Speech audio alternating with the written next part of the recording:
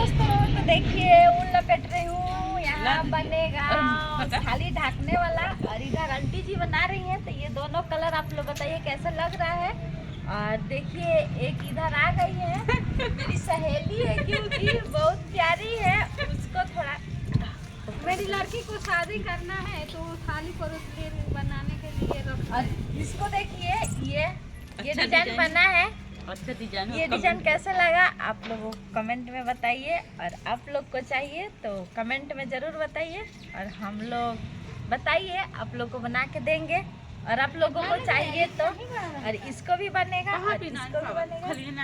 और मेरे वीडियो को ज़्यादा से ज़्यादा शेयर कीजिए आप लोग, और सपोर्ट कीजिए और सब्सक्राइब कीजिए। तो देखिए हम लोग अभी गोला बना रहे हैं, अभी माना नहीं है तो कल इसको बनाएंगे। और आज के लिए अबे बर्तन धोए, ब्लड हमारी आज के लिए ओके।